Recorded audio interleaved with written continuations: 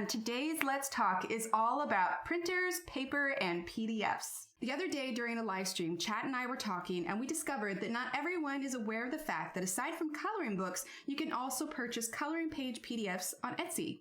This is a great option if you just want a specific image or maybe you want to be selective on the kind of paper you can color on.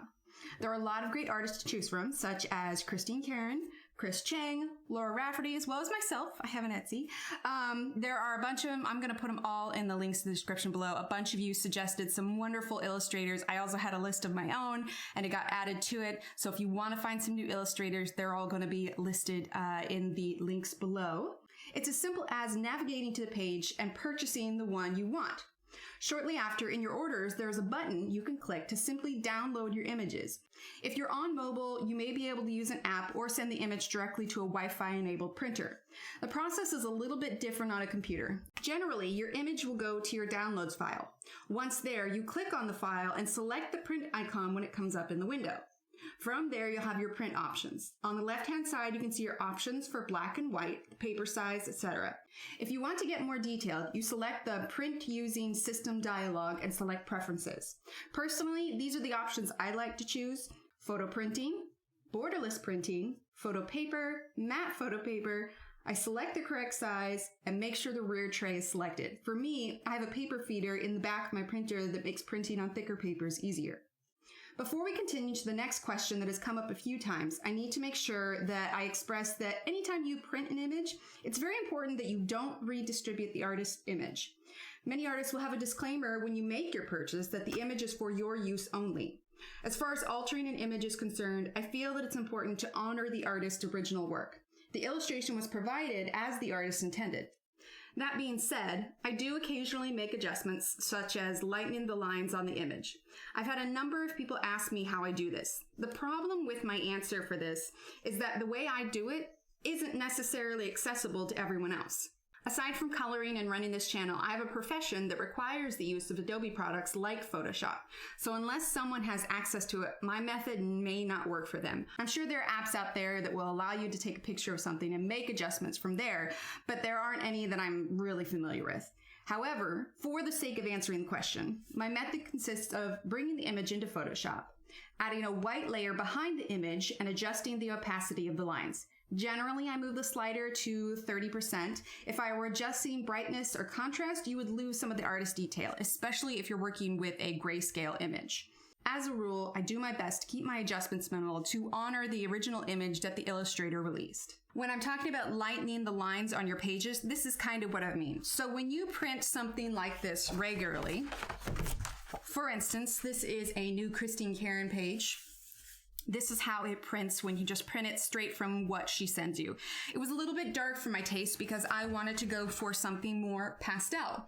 So I printed it lighter, like I said, at the 30%, so that a lot of these black lines wouldn't show up and overwhelm the image. So that is an instance where it is useful. We're currently coloring a page on stream that we are using pastel pencils on. I printed that one with lighter lines too because I didn't want it to overwhelm the picture because I wanted it to come out with a nice light image. There are ways to cover up your lines. I have not mastered them yet. I do okay at them, but for me, if it's something that I'm printing out ahead of time, it's just a lot easier for me to lighten the lines and then print it out that way. This brings us to the other portion of this video. There are two other factors that come into play with all of this. Which printer do you use and what kind of paper? Let's start with printers. For me personally, I use the Canon Pixma TS8120. This is the second Canon Pixma printer I've owned. It has Wi-Fi capability and prints very well. The only issue I've ever had with any of these in the series is that the scanner tends to be a little bit finicky and works only when it wants to. So if you're looking to purchase strictly for its scanning capabilities, I wouldn't recommend it. This model of printer is an older model and it's priced much more than the original purchase price because of lack of availability. There are a couple of current Pixma models within a decent price range. I've included the links for them in the description below. These printers are inkjet printers. The only other issue I've had with these printers is that because they are inkjet, if you want to use any kind of wet medium, I found that the ink can run. I've tried letting the image sit for 24 hours and I've still had ink running issues. If you're wanting to avoid that, then it may be a good idea to invest in a LaserJet printer, which uses toner and should eliminate the bleeding issue. I've included some links of printers I found as well as printers recommended by fellow colorists.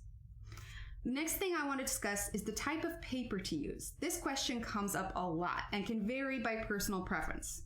Things to take into consideration is how much tooth you prefer versus how smooth you want your paper, thickness of your paper, or even if it can handle different water mediums.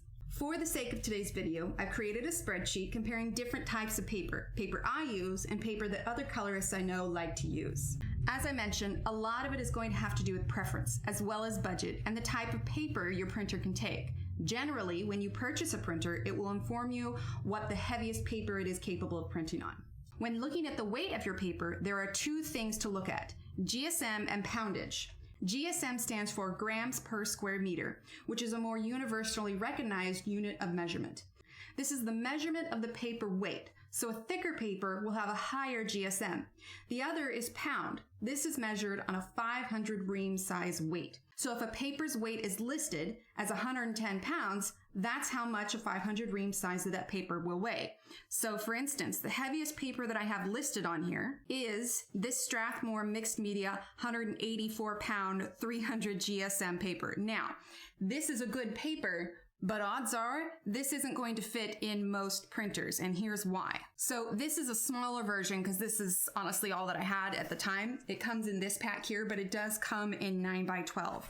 But as you can see, this is a super thick piece of paper. In comparison, this is a piece of standard printer paper. Do you hear what it sounds like when I bend it and fold it? This is the thicker stuff. Not to mention, you can see, like, this is me just bending it without trying to crease it, but you can still see, like, it's pretty rounded. Meanwhile, there's a huge difference between thickness and size. So something like this would almost be too thick. This is almost like business card thick. So although I'm sure it's going to be wonderful to color on, it's probably going to be too thick to run through the printer. As you can see, with all of these different papers, there are different factors to consider: weight, size of paper, cost, and cost per sheet. The appeal of reams of paper is that they're already sized to 8.5 by 11, which are these ones up top here and these couple down here. It's already the size of paper that's easily accepted by printers. When you move into the Strathmore, so like these ones here, this means that, at least in my case, I need to cut the paper to an 8.5 by 11 size to fit my printer. So when choosing which paper I like best, these are factors I take into consideration. If you're doing a page where you'll be using wet medium, you'll want to choose a paper that will hold up to that. If a paper is meant for only dry medium, it can quickly fall apart. The True Red brand is sort of like a baseline for us, which is this one. This is standard printer paper that I use. The subsequent papers are papers that I and my fellow colorists like to recommend. We talked about weight and GSM already. You can see in the additional comments that there are some other contributing factors. Finish, smoothness, and tooth are all things to consider. Vellum refers to the kind of finish that looks smooth, but at an angle, you can see that it has some texture. This one here is Bristol vellum. It's hard to see on the camera, but that's just the case, is it looks completely smooth, but when you look at it from an angle, it does have a little bit of tooth and a little bit of texture. You may also be wondering what I mean by tooth. Tooth is a way of describing the sort of minuscule hills and valleys in the paper. Like so. Imagine you were looking at it with a microscope. The idea is the more tooth there is to a paper, the more layers you can add before burnishing. So imagine that the color is sitting on top of those hills and valleys. As you add more, you're starting to press down more on those different textures. When something is burnished, that means you have completely flattened out the texture. Now, obviously, this is an exaggeration, but imagine, like I said, if you were looking at it with a microscope. Once something is burnished, that means that you have completely flattened it out. There are no more hills, no more ridges. So when you're coloring on something and you're laying down your first little texture and you can see the little bit of white in between the pencils, that is showing you the tooth and the texture of your paper, which is why when you burnish it or you smush it with a Prismacolor, that disappears because you have flattened out that texture. So a smooth paper would have very little texture or tooth. That kind of paper is perfect for markers. A thicker paper also holds up better to alcohol markers as they tend to bleed through. Personally, I prefer a nice smooth paper, which is why I use the Neenah Classic Crest quite a bit, which is this one here.